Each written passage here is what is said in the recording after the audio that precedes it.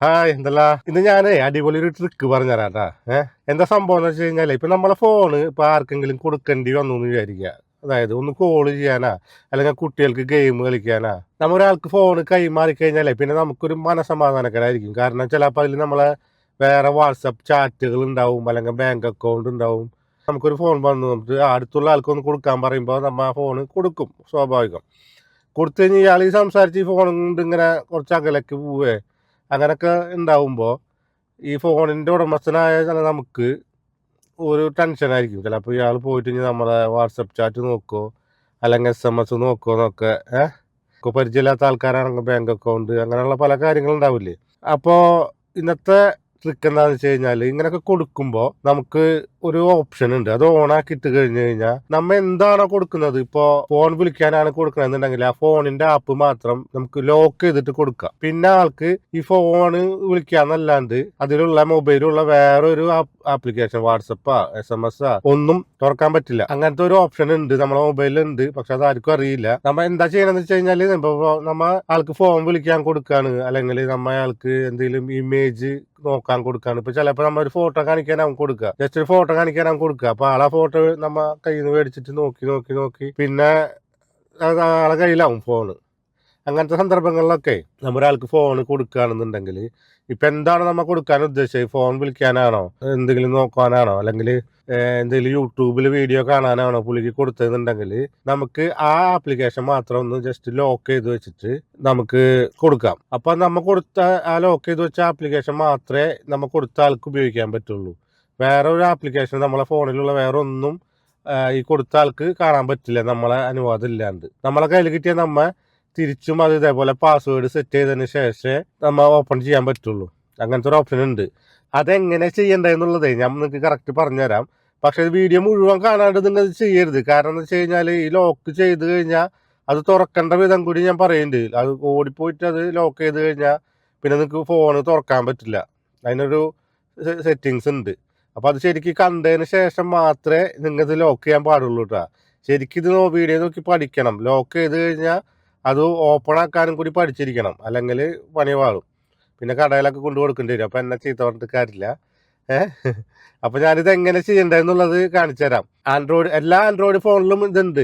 Settings ചിലപ്പോൾ നമ്മ ഫോണിനനുസരിച്ച് ചിലപ്പോൾ പുതിയതും പഴയതൊക്കെ അനുസരിച്ചിട്ട് മാറാനും സാധ്യതയുണ്ട്. അപ്പോൾ ഇതിന്റെ ഫംഗ്ഷനും ഇത് പേരൊക്കെ സെയിം ആയിരിക്കും. ഇതിന്റെ പേര്, ഈ ഫംഗ്ഷന്റെ പേരെന്ന് വെച്ചാൽ ആപ്പ് പിന്നിങ് എന്ന് പറഞ്ഞിട്ട് ഇതിൽ എല്ലാ ഫോണിലും ഉണ്ടാവും. ചില മൊബൈലിൽ ചിലപ്പോൾ അത് സ്ക്രീൻ പിന്നിങ് എന്നും പറഞ്ഞിട്ട് വരാൻ സാധ്യതയുണ്ട്. അപ്പം അങ്ങനെ സെർച്ച് ചെയ്ത് കഴിഞ്ഞാൽ കിട്ടും. ഇതെങ്ങനെയാണ് ചെയ്യേണ്ടതെന്നും ഇത് എങ്ങനെയാണ് നമ്മളിത് അൺസ്ക്രീൻ ചെയ്യേണ്ടതെന്നുള്ളതും നമുക്കിത് തിരിച്ച് പഴയ രൂപത്തിലാക്കേണ്ടതെന്നുള്ളതും ഞാൻ കറക്റ്റ് കാണിച്ചു തരാം.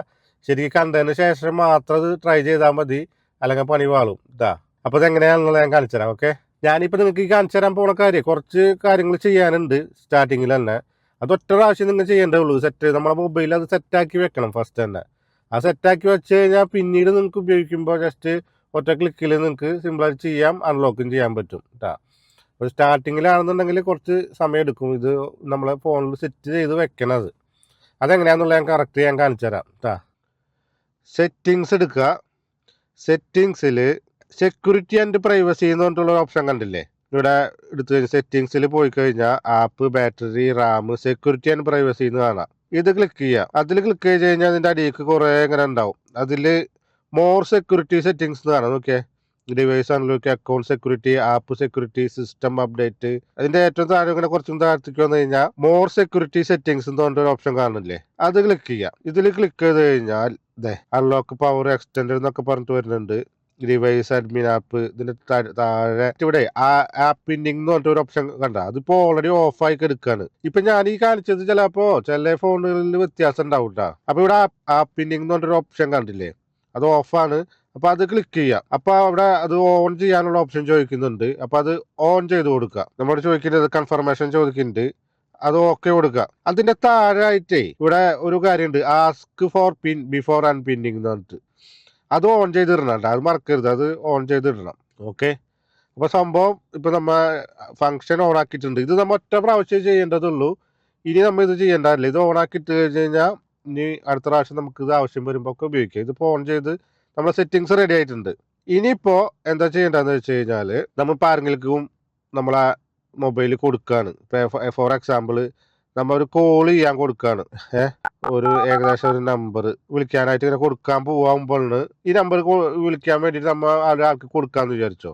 അപ്പോൾ ആൾ വേറെ ഒന്നും എടുക്കാണ്ടിരിക്കാൻ വേണ്ടി എന്താ ചെയ്യേണ്ടതെന്ന് വെച്ച് കഴിഞ്ഞാൽ നമ്മളെ ഈ ബട്ടൺ ഇല്ലേ, അതിനെ റീസെന്റ് ബട്ടൺ എന്ന് പറയാം കേട്ടോ. നമ്മളെ റീസെന്റ് ബട്ടൺ ഇങ്ങനെ അമർത്താം. ഈ ബട്ടൺ അമർത്തുമ്പോൾ നമ്മളെ എല്ലാ വിൻഡോസും ഇങ്ങനെ കാണിക്കും. അതിലിപ്പോൾ നമ്മൾ ഈ ഫോൺ ചെയ്യാനല്ലേ കൊടുക്കാൻ പോണത്.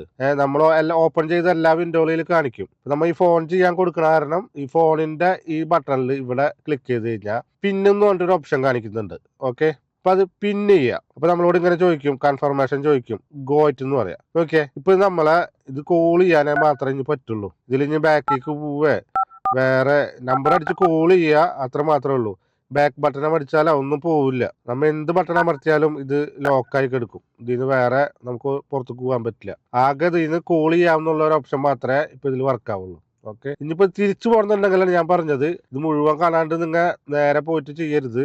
തിരിച്ചു പോകണമെന്നുണ്ടെങ്കിൽ നമ്മൾ ഈ റീസെന്റ് ബട്ടണും പിന്നെ ഈ ബാക്ക് ബട്ടണും ഇല്ലേ, ഈ രണ്ട് ബട്ടണുകൾ ഇത് രണ്ടും കൂടി ഒരേ സമയത്ത് ഒന്നിച്ച് അമർത്തി പിടിക്കണം കേട്ടോ. ഒരു 2 സെക്കൻഡ് ഒരേ സമയത്ത് അമർത്തണം. രണ്ട് സമയത്ത് അമർത്തരുത്. 2 വിരൽ കൊണ്ട് രണ്ടും ജസ്റ്റ് ഒന്ന് ഞെക്കി പിടിച്ചു കഴിഞ്ഞാൽ നമ്മളെ തുറന്നു. ഇപ്പൊ ഞാൻ എന്റെ ഫേസ് ലോക്ക് ആയ കാരണം ഓട്ടോമാറ്റിക് തുറന്നു. നിങ്ങളാണെങ്കിൽ എന്ത് പാറ്റേൺ ആണെങ്കിൽ പാറ്റേൺ അടിച്ചു കൊടുക്കണം.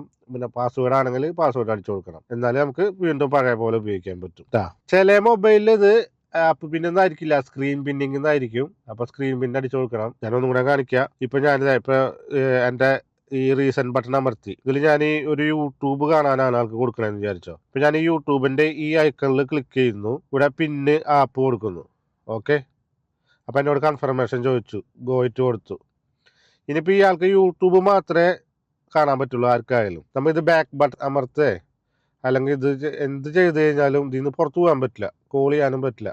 ഓക്കെ, അപ്പൊ തിരിച്ചു പോകണമെന്നുണ്ടെങ്കിൽ അൺലോക്ക് ചെയ്യാൻ തിരിച്ച് പഴയ രൂപത്തിലാക്കണമെങ്കിൽ എന്ത് വേണം, നമ്മൾ ഈ റീസെന്റ് ബട്ടണും ഈ ബാക്ക് ബട്ടണും കൂടി ഒന്നിച്ചമർത്താം. അപ്പൊ ഇങ്ങനെ പാസ്വേഡ് കൊടുക്കും. ഇപ്പൊ എന്റെ ഫിംഗർ പ്രിന്റ് ആണ് കാണിക്കുന്നത്. നിങ്ങൾക്ക് ചിലപ്പോൾ പാസ്വേഡ് ആയിരിക്കാം, ചിലപ്പോൾ ഫേസ് ഐ ഡി ആയിരിക്കാം.